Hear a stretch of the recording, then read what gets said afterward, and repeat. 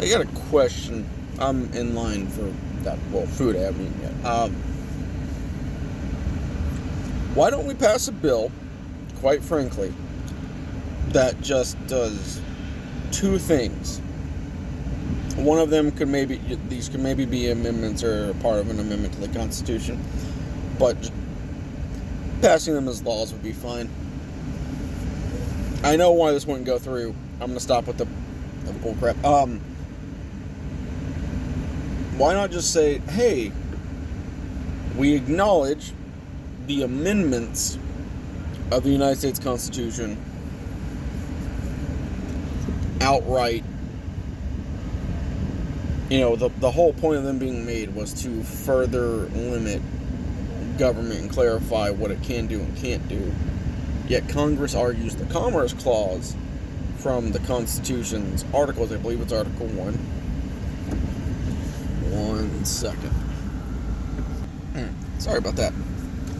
Anyway, just say, hey, to clarify, those amendments clarify, like, hey, if there's an ability or duty or whatever that branch of government has in the 7 articles, and there's an amendment introduced that would limit that ability, guess what? That ability is limited. There you go. Congress could argue that free speech could be regulated due to the Commerce Clause if they wanted to. And I'm sorry for putting that out there. If someone sees this and like, you know what, he's right. We really could do that. Like, just... The god of the Republican Party is the economy. Not necessarily material wealth, not necessarily personal wealth, and not necessarily the wealth of individuals. Just, they're like gamblers. They like seeing that number go up. They want to see that number really high. And then Democrats, their god is self. It's just the individual. Alright, sorry. Had to talk to the nice lady at the drive-thru. I'm getting breakfast now. It's not even breakfast food. Breakfast is whatever you want it to be. Anyway. Sorry, I had to pause and...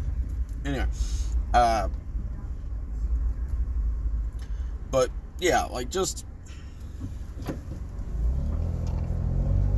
Hey, I was told I couldn't petition something unless I had a lawyer, because of the way that the court system decided to structure certain cases. And I was like, I literally just have to come up there and show you all my phone, and show you the days I worked, and that I was, in fact, not put somewhere against my will by a court.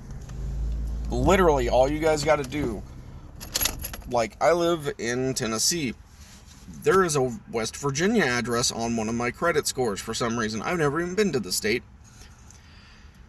Maybe it was another dude with my name. Maybe it was someone who stole my identity.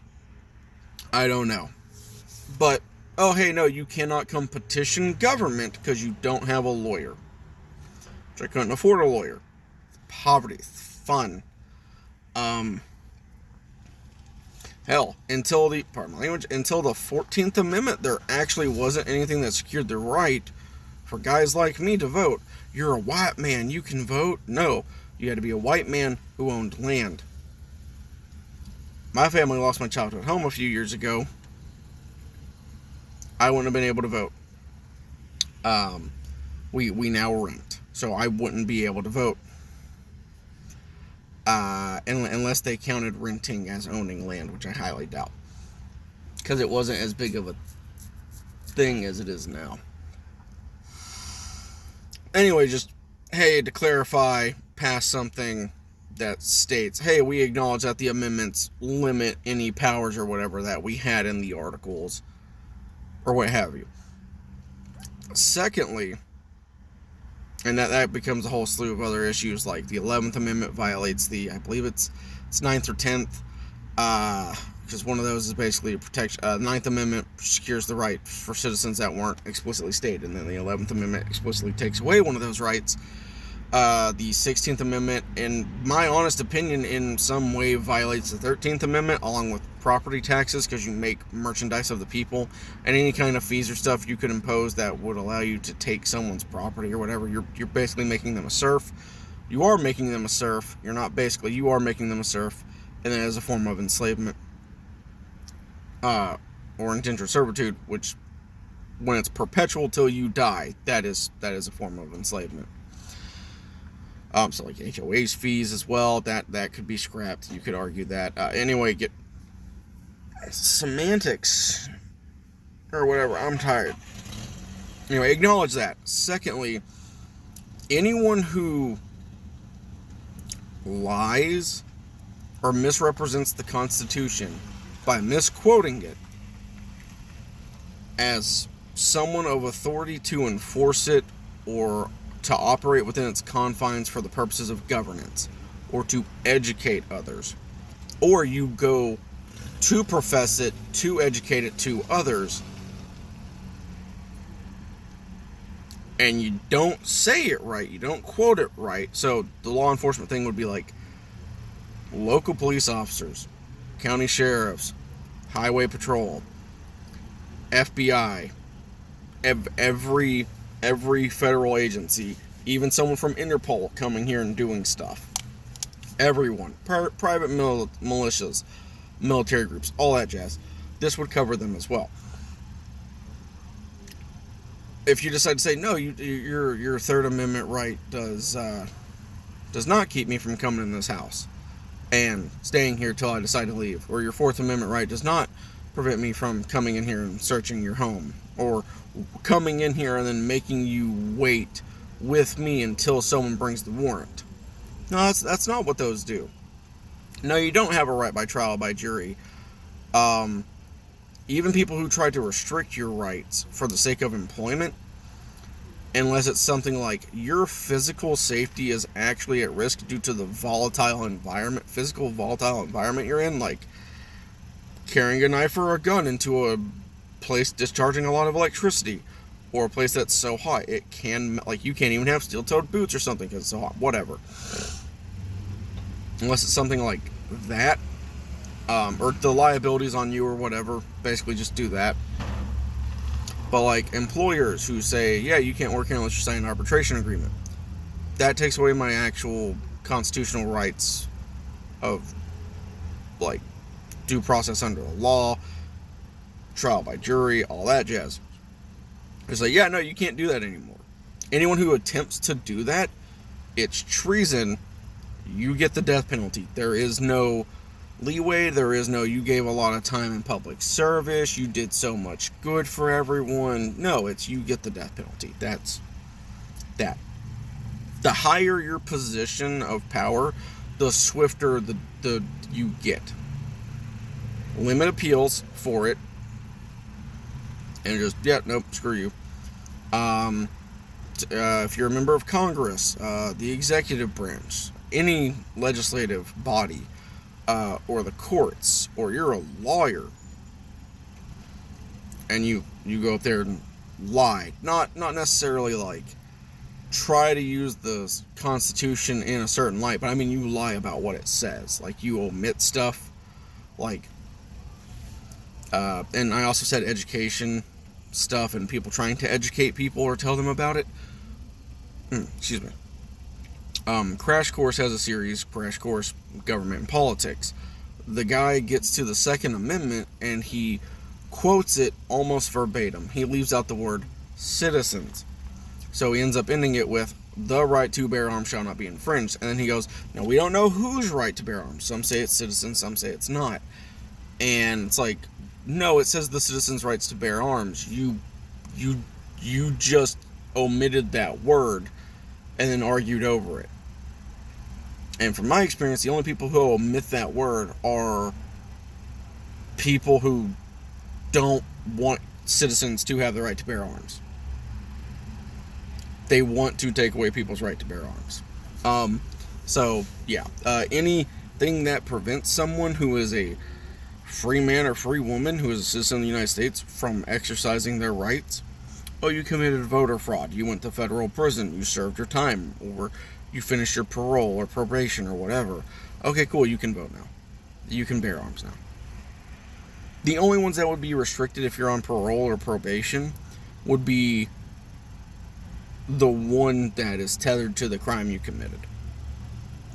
So if you commit voter fraud and you get on parole or probation, or you get out, you're still being punished. You're not fully a free person. You're technically a ward of the state still.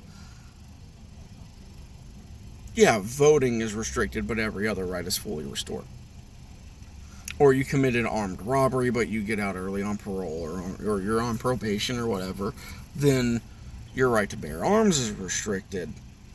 You know, you can get exceptions and stuff like, hey, I live in a neighborhood where there's a lot of gangs, and if I go back there, you know, I'm out early because I'm out on parole or probation because I told on someone. My life's in danger. I need to be able to protect myself. Okay, cool, go talk to whoever, and you can get whatever kind of armament, but like, has to be a handgun, can't be like a rifle or a shotgun, something like that. You can only have one, limit it until whatever. But just start punishing people for this. Acknowledge it as treason, and just drag them in the street, put them on their knees, maybe put a sack over their head, put a shotgun to the base of their head, make sure it's loaded first, pull the trigger, and then throw them in a ditch. And publicize that on television. Don't let people make a picnic out of it like we used to do, which was absolutely disgusting. People's fascination with death is revolting. Part of why the, torture lasts as long as it does in societies is because people kind of like it. It's messed up. The brazen bull. There's a fascination with